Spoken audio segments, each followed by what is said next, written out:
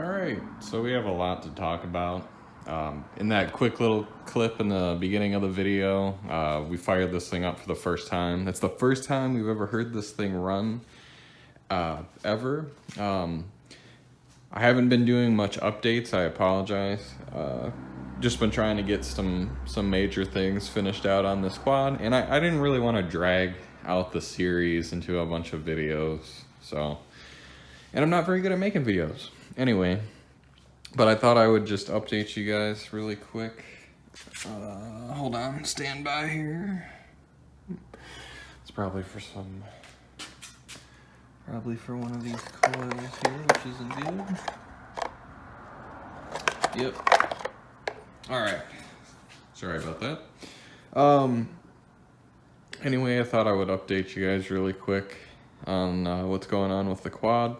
We fired it up for the first time. It started right up. Well, we had to figure out some stuff. There's a rollover sensor, and wasn't paying attention to it. I knew there was a rollover sensor on the bikes.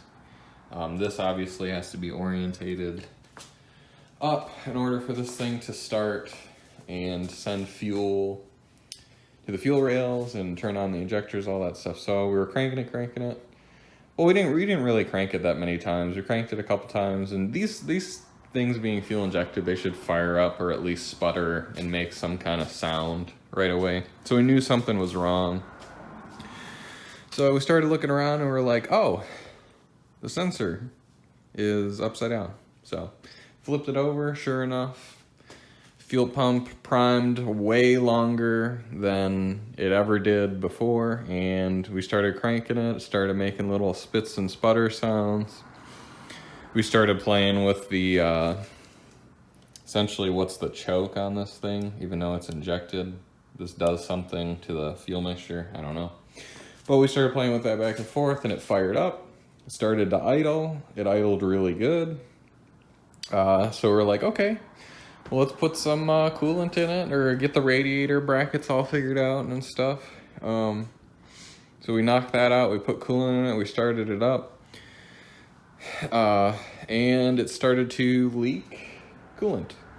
So on the R1, you have little tubes that come out of here, which are now over here on the table, and they got little O-ring seals. I didn't really see anything too wrong with the seal. This is the suspect culprit. It is kind of, it's a little hard. Maybe that's why it's leaking. It's probably why it's leaking, but it's a little brittle. So we're just gonna swap this out. We're gonna swap this thing out with all brand new O-rings. There's even an O-ring in here. We're gonna swap out and get it all cleaned up. Get all the sealing surfaces on the inside of the head cleaned up. Half of me wants to do a valve cover gasket on this thing because it's probably suffering from the same elements as the O-rings for the water tubes or whatever they are that protrude out of the cylinder head here. But yeah, it started leaking from this one right here. And you know, no big deal. We're just gonna pop seal on there, fill it back up, see what happens, and then we'll go from there, which is all really exciting stuff, in my opinion. You know, we got our gas tank back here. There's some stuff we gotta button up with the fuel system. So this angle on the return line is kind of sketching me out a little bit. I want to get like a 45 here. Something along those lines. I got to clean up the wiring. We had to extend the wires for the fuel pump. So, you know, all that good stuff. But we're getting there. We're doing, you know, it feels like we're making some serious progress at this point. All right. So today is a completely new day. I fixed the cooling problem, or the coolant leak that I had the other day. So now I think what I'm gonna move on to, because I know it's gonna be pretty time consuming, at least I think it's gonna be pretty time consuming, is we need to figure out what we're gonna do with all this wiring stuff. If it can't really go up here because, you know, the seat is here and I don't wanna, could crush, could crush that stuff. So, I don't know, gonna have to get a little bit creative here. I don't want it to look horrible. So I wanna start figuring out the wiring. I wanna relocate the battery to the front right here. I want to have the battery kind of sit in between here, because that's really the only other place I have room for a battery on this thing. So battery has to go in the front. All right, so we are almost finished with the wiring now. I was gonna make a video on actually putting some of this stuff together, but there's so many wiring videos out there and this isn't really that complicated. So I'll just do a quick rundown of what's going on here and some of the stuff that I changed. So what we have here is our Yamaha R1 wiring harness. Nothing has been, I haven't really changed a whole lot. I've extended a few things. So I decided to mount the ECU back here, or PCM, whatever you want to call this thing. The brains, the whole spiel. Decided to mount it back here. So, you know, I'm trying something new with the way I mounted this. And I'm probably going to get judged super hard for it. But it's actually being held on by industrial strength Velcro. So it's actually on there. I mean, you have to really... I don't want to take it off right now, but we'll see how good it does. I wanted all this stuff to be removable like quickly in case of, you know, if we're in the middle of a race and we have to make changes all of a sudden, we can easily move stuff around. The regulator is mounted up here. It's mounted pretty much the same way as the computer. It's got industrial strength Velcro on it. The up sensor is just simply zip tied here, like super zip tied here. It's not going anywhere. Like I can't even wiggle this thing. So we won't have to worry about that. One thing that I did change that's kind of significant is how the ground is set up. So I took the ground off of the engine, which is here. Took the ground off the engine and made a new ground that goes to the frame here. Even though the engine's grounded with the engine mounts, I just decided to put that there as well. And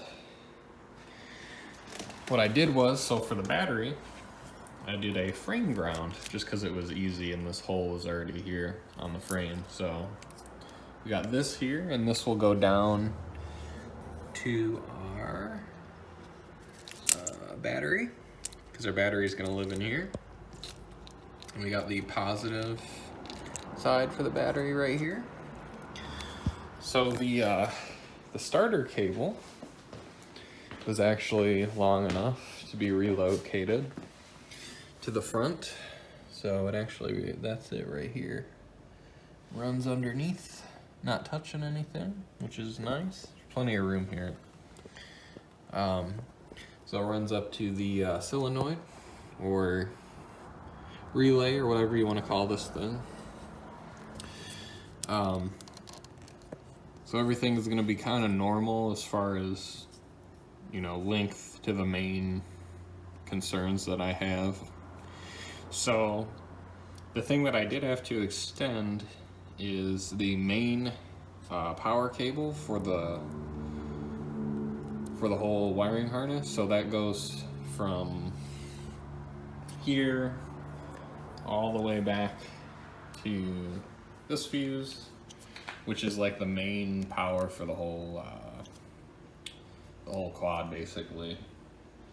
So I use the same gauge wire that the factory used. I think they use like 10 gauge, so just ran it a little bit longer, which I think will be fine. I guess we'll see if it's gonna be fine, but we're not really running too many electronics on here.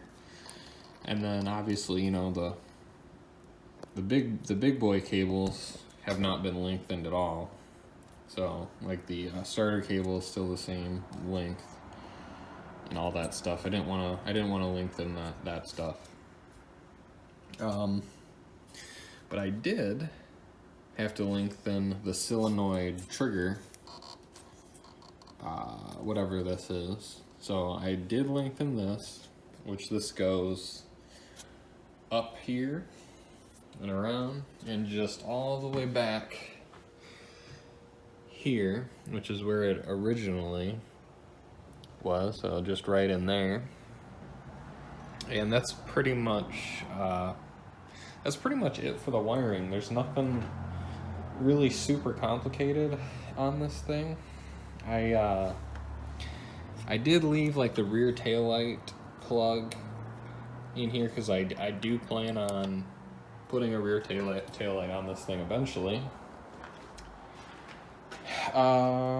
It also has the dash plug up here, is ready to go. So whenever I get the dash mount figured out, we'll be able to plug that in, and that'll be pretty much it. So that's it for the wiring.